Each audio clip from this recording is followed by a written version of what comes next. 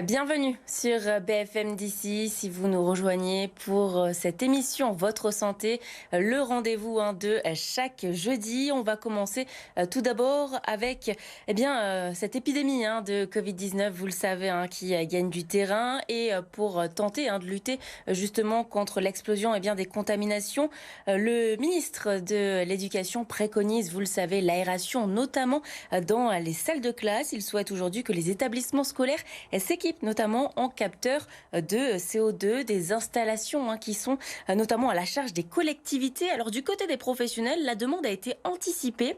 Mais alors comment fonctionnent exactement ces capteurs? Écoutez justement la réponse du côté de Gap.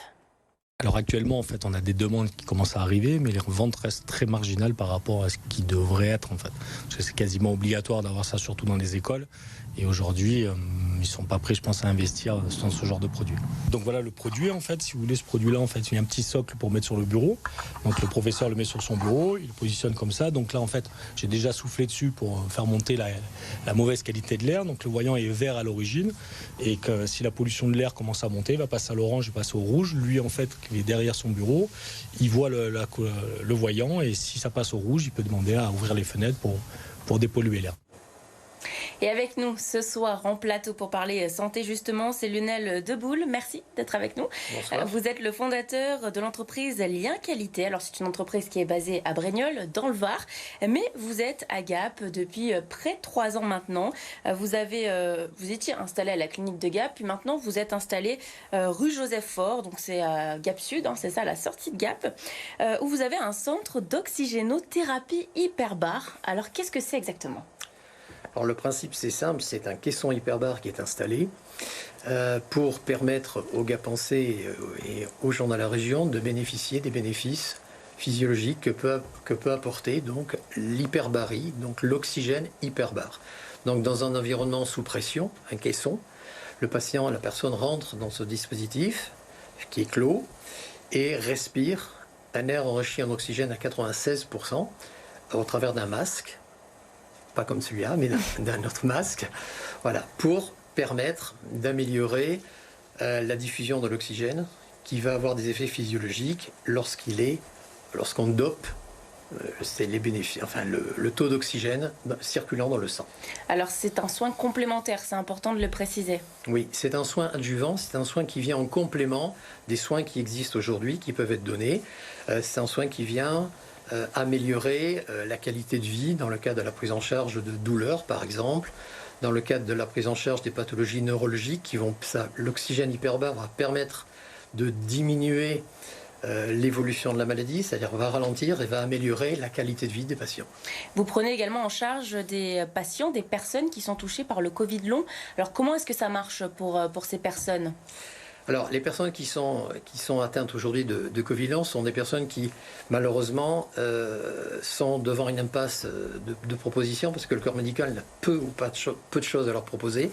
Donc, il existe des observations, des travaux, des études qui ont été réalisées qui montrent les bénéfices de cette hyperbarie, de cet oxygène hyperbare, qui vont permettre donc d'améliorer, de réduire les temps de récupération sur le trouble du goût, par exemple, sur les douleurs, les effets sur la mémoire aussi, puisqu'il y a ces personnes qui se trouvent avec des problèmes de mémoire, de perte d'orientation. Donc on va aller améliorer donc la récupération et également surtout sur l'essoufflement, puisqu'on améliore donc les échanges au niveau des poumons, on met beaucoup d'oxygène et on va permettre d'augmenter la saturation en oxygène. Alors il faut combien de temps par exemple pour réussir à retrouver peut-être le goût, l'odorat? Comment ça marche? Ils vous consultent pendant combien de temps ces patients? Alors la séance dure 1 heure. Aujourd'hui, dans l'expérience que l'on a, entre 20 et 30 patients qui sont venus nous voir, qui nous ont fait confiance, qui sont venus sur nos centres, envoyés par des médecins. On a reçu aussi des médecins qui eux ont été exposés. C'est uniquement les médecins qui les envoient vers vous? Alors on a des médecins qui les ont envoyés directement vers nous, parce que des médecins sont venus vers nous parce qu'ils étaient Covid long. Et après il y a des patients, le bouche à oreille marche aussi très bien, c'est-à-dire des patients qui se retrouvent dans une impasse thérapeutique et qui souhaitent améliorer donc leur prise en charge, en tout cas leur récupération, sont venus directement. Le nombre de séances, je ne peux pas vous le dire. Ça dépend des personnes. Ça dépend des personnes. On a des personnes qui ont récupéré en une dizaine de séances. Récemment, on avait une dame qui est venue et qui, en moins de 10 séances, avait complètement récupéré cette oppression pulmonaire qu'elle avait. Et puis, on a des patients qui ont pris 15-16 séances pour se voir améliorer leur état de santé. En tout cas, il y a des résultats. Il y a des résultats et certains gars-pensés en ont déjà profité, oui.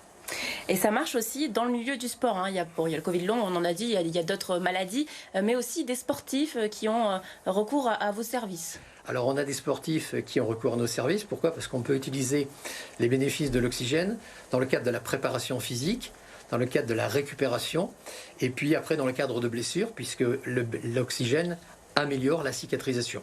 Donc qu'elle soit pour les sportifs ou pour d'autres. Parmi les sportifs que l'on a, il y a quelqu'un qui est très connu à Gap, c'est Stéphane Ricard, qui vient régulièrement faire des séances chez nous. Stéphane est triple champion du monde de trail en raquette. Il est souvent sur les bien connu, il réalise beaucoup de choses.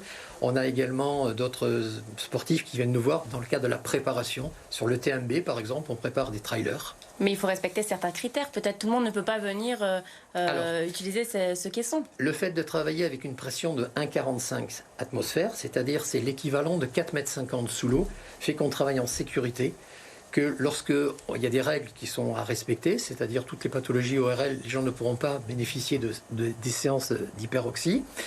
Les gens qui ont des problèmes respiratoires importants, majeurs, donc avec des insuffisances respiratoires sévères, ne pourront pas bénéficier de ces séances.